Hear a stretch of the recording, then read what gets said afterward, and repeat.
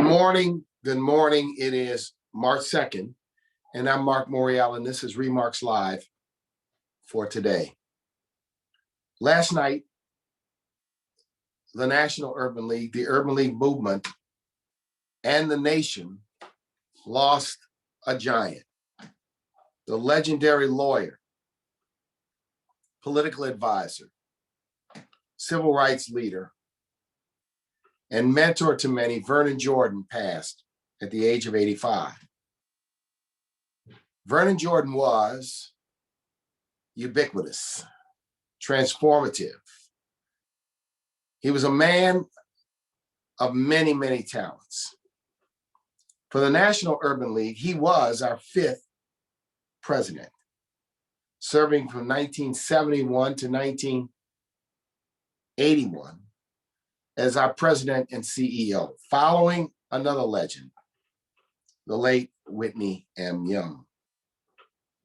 It was Vernon Jordan who continued the transformation that Whitney Young began in the 1960s into the 1970s and helped make the National Urban League the nation's premier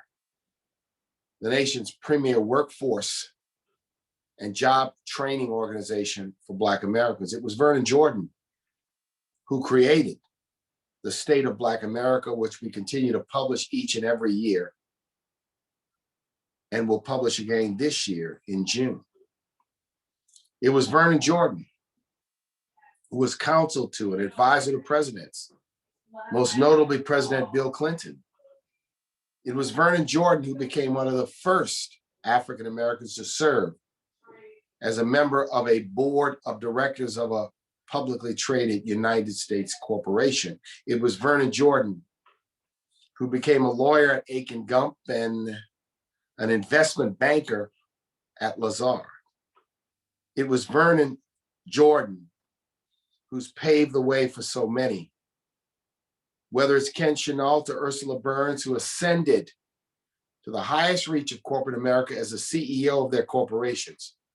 Vernon Jordan is a common denominator as an advisor, as a counsel, as a sponsor, and as a driver.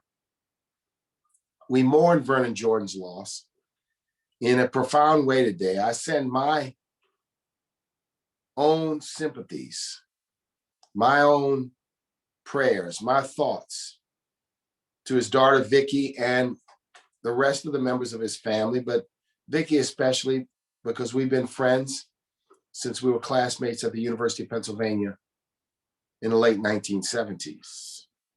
But all of his children and all of his extended family and everyone that Vernon touched, he was that special kind of guy.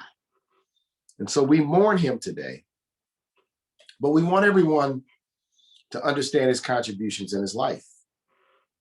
Vernon Jordan, born in Atlanta, Georgia, grew up in the segregated South. He ended up as a Howard University lawyer, a leader in the NAACP in Georgia in the 1960s, the head of the Voter Education Project in the 1960s, the CEO of the United Negro College Fund in the 1960s, and ultimately in the early 70s, he became the president and CEO of the National Urban League. His long record of contributions across the board is unmatched. His long shadow of influence remains with the National Urban League today, and he's been a role model for me since we first met when I was 16 years old. And when I was 16, my friends and I had a chance to meet him. He was a striking figure, well-dressed, confident, cool, and unapologetically Black. He made an impact on us then, and never would I have imagined when I met him at 16 that one day I would have the opportunity to hold the mantle of the presidency of the National Urban League. Thank you, Vernon Jordan, for being an inspiration, a role model, a driver, a sponsor. You've done so much. We mourn your loss. We celebrate your tremendous contributions and indeed your life to this great nation. As a child, Vernon says, he heard Thurgood Marshall speak at an NAACP meeting and immediately told his father, I'm going to be a lawyer like Thurgood Marshall. His memoir, Vernon Can Read, came from an incident that occurred when he was a college student with a summer job as a chauffeur. He would spend his breaks reading, which amazed his employer. It was at the height of the desegregation movement that he entered Howard University Law School. And upon completion, he went to work for civil rights attorney Donald Hollowell, who successfully sued the University of Georgia for racial discrimination in its admissions policies.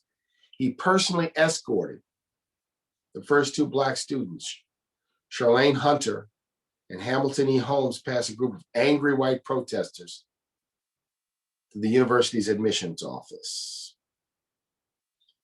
We wouldn't be where we are today as an urban league movement and as a national urban league without Vernon Jordan. We've lost more than a leader. We've lost a brother, a friend. And Ann and Vicky and the family, again, we send our entire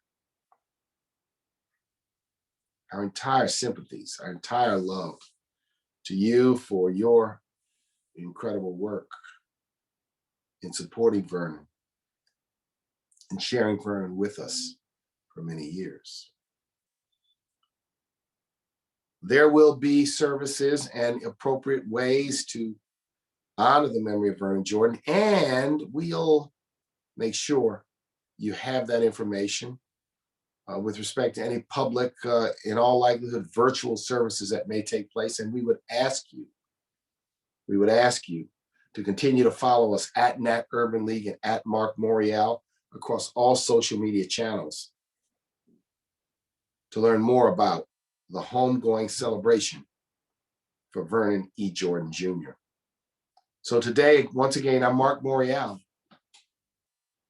lifting up the life and the legacy and the memory of the great transformative leader, Vernon Jordan.